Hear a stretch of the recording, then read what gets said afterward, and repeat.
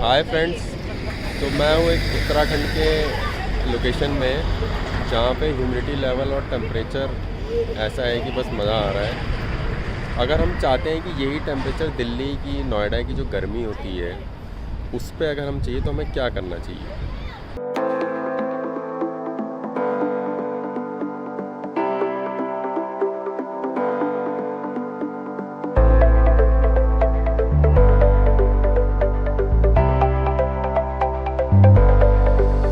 Hi friends, welcome to our channel Sarathi air conditioning. और मैं अभी हूँ उत्तराखंड रानीखेत में, और जो टेम्परेचर और ह्यूमिडिटी लेवल यहाँ पे एक्सपीरियंस हो रहा है बहुत अच्छा लग रहा है, बहुत कंफर्टेबल है। ऐसा ही एनवायरनमेंट अगर हम नोएडा, गुड़गांव, दिल्ली की गर्मी में अगर क्रिएट कर पाएँ so that should be our goal for air conditioning. मतलब वो ये पैरामीटर्स वहाँ पे लेके आना, यही हमारा गोल होता है कि हम जो HVAC प्रोवाइड कर रहे हैं, एयर कंडीशनिंग प्रोवाइड कर रहे हैं, ये एनवायरनमेंट वहाँ पर क्रिएट हो जाए।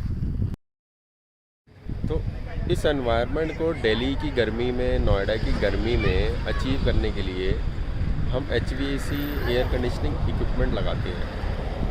अब उस इक्विपमेंट की परफॉर्मेंस ऐसी आए कि हमें कंफर्टेबल एनवायरनमेंट रहे, अच्छा एनवायरनमेंट लगे, ह्यूमिडिटी लेवल्स जैसे यहाँ पर मेरे को फील हो रहे हैं वैसे ही हो, टेम्परेचर वैसा हो, एयर डिस्ट्रीब्यूशन प्रॉपर हो।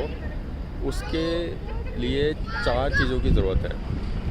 पहला तो right equipment selection, second right installation of indoor and outdoor units, third ventilation proper होनी चाहिए आपका इंडोर पे और आउटडोर पे ताकि हीट एक्सचेंज प्रॉपर हो, और फोर्थ आपकी जो एयर डिस्ट्रीब्यूशन है, जो इंडोर पे इंडोर के थ्रू जो एयर का डिस्ट्रीब्यूशन हो रहा है, जो एयर आपकी हर एक कोने कोने में पहुंच रही है, वो प्रॉपर होना चाहिए। अगर ये 4 पॉइंट्स का हमने ध्यान रख के HVAC सिस्टम को डिज़ाइन किया है और उसको उसी तरीके से इंस्टॉल किया है तो हमें वही रिज़ल्ट्स मिलेंगे जो यहाँ पे अभी मुझे फील हो रहा है। तो फ्रेंड्स, एक अच्छा एयर कंडीशनिंग सिस्टम डिज़ाइन करने के लिए हमें 6 पॉइंट्स पे ध्यान देना चाहिए, जो कि हम करते हैं जब भी हमारे पास एक रॉ साइट आती है। तो हम पहले उसकी विज़िट करते हैं, साइट विज़िट करते हैं ताकि हमें इनपुट्स मिले कि हम कौन सा इक्विपमेंट सेलेक्ट करें, कैसे उसको डिज़ाइन करें। तो उसमें जो फर्स्ट स्टेप है वो है हीट लोड कैलकुलेशन।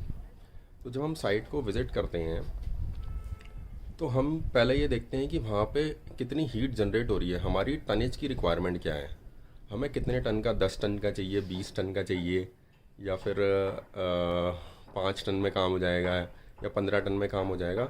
उसमें बहुत सारे मतलब पैरामीटर्स इन्वॉल्व होते हैं। कई लोग उसको थंब रूल लगा के डिज़ाइन कर देते हैं, जिससे कि आपको फिर जो रिज़ल्ट्स चाहिए टेम्परेचर, ह्यूमिडिटी के, वो रिज़ल्ट्स कई बार नहीं मिलते। तो फर्स्ट स्टेप हो गया हीट लोड कैलकुलेशन। तो फ्रेंड्स, हीट लोड कैलकुलेशन के बाद सेकंड स्टेप आता है कि हम साइट के लेआउट को समझें।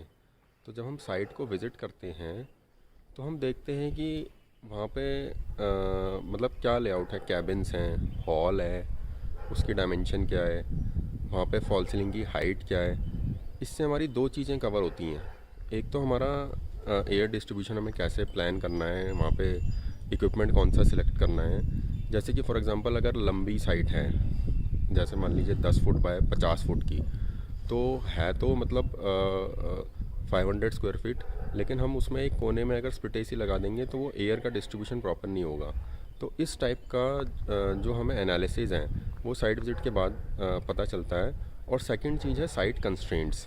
अगर हमें पता है कि डक्टिंग के बिना वहाँ पे एयर डिस्ट्रीब्यूशन प्रॉपर नहीं हो पाएगा, तो वहाँ पे साइट के कोई कंस्ट्रेंट्स तो नहीं है। कंस्ट्रेंट्स इन द सेंस कि जैसे फॉल सीलिंग की हाइट, कोई बीम्स तो वहाँ पे प्रेजेंट नहीं है, जो कि डक्ट को डिज़ाइन करने में, इंस्टॉल करने में इशू क्रिएट करेंगी। प्लस आउटडोर की लोकेशन, बड़े आउटडोर होंगे, छोटे आउटडोर होंगे। तो हीट लोड के बाद सेकंड और थर्ड पॉइंट साइट से रिलेटेड है साइट कंस्ट्रेंट्स को स्टडी करना और साइट के लेआउट को एनालाइज करना कि हमें कैबिन में भी वही टेम्परेचर चाहिए, हॉल में भी वही टेम्परेचर चाहिए, जो सीटिंग का लेआउट है उसमें भी सेम टेम्परेचर सेम ह्यूमिडिटी चाहिए। तो ये हमारे सेकंड और थर्ड पॉइंट हो गए। फ्रेंड्स, साइट के लेआउट और कंस्ट्रेंट्स को स्टडी करने के बाद जब हमें पता चल जाता है कि वहाँ का हीट लोड क्या है और वहाँ पे क्या इक्विपमेंट लग सकता है, तब उसके बाद मेन पॉइंट आता है एप्लीकेशन का, कि हम सर्वर रूम में एसी लगा रहे हैं या फिर एक जिम में एसी लगा रहे हैं या फिर एक रेस्टोरेंट में एसी लगा रहे हैं जहाँ पे किचन भी है जिससे गर्म एग्जॉस्ट निकल रहा है, या फिर हम एक बैडमिंटन कोर्ट में एसी लगा रहे हैं जहाँ पे जो शटल कॉक है वो एयर से इन्फ्लुएंस नहीं होना चाहिए, एयर का उसमें इन्फ्लुएंस नहीं होना चाहिए। तो ये सारी एप्लीकेशन को कंसिडर करने के बाद हम डिसाइड करेंगे कि हमें कौन सा इक्विपमेंट लगाना है वहाँ पे, और उसका इंडोर कहाँ पे लगाना है, उसका आउटडोर कहाँ पे लगाना है, या फिर अगर डक्ट लेके आनी है तो कहाँ से लेके जानी है। तो ये जो स्टेप है ये मतलब एप्लीकेशन का, क्योंकि सर्वर रूम में अलग है, जिम में अलग है, रेस्टोरेंट में अलग है, इसको कंसिडर करने के बाद ही हम इक्विपमेंट को सिलेक्ट करें। तो फ्रेंड्स, एप्लीकेशन की एनालिसिस के बाद कि हमें कहाँ पे लगाना है एसी, रेस्टोरेंट में, बैडमिंटन में या ओटी में या सर्वर रूम में या ऑफिस में, उसके बाद एस्थेटिक्स का रोल प्ले करता है। स्पेशली अगर हम रेजिडेंस में लगा रहे हैं या ऑफिस का एक लेआउट है, एक उसकी ब्रांडिंग है, उसके हिसाब से हमें लेआउट चूज़ करना पड़ता है, एयर कंडीशनिंग लेआउट, कि कौन सा इक्विपमेंट लगाना है, इंडोर यूनिट कौन सा लगाना है। तो एस्थेटिक्स एक इम्पॉर्टेंट पॉइंट है इसमें। सारे पॉइंट्स कवर करने के बाद पावर की अवेलेबिलिटी, कि 3 फेज़ पावर सप्लाई अवेलेबल है या नहीं है, सिंगल फेज़ में ही अगर काम करना है तो कौन से इक्विपमेंट लगेंगे, इसके बेस पे भी इक्विपमेंट का सिलेक्शन होता है। Just to recap, equipment selection process के अंदर 6 स्टेप्स हमने बताए।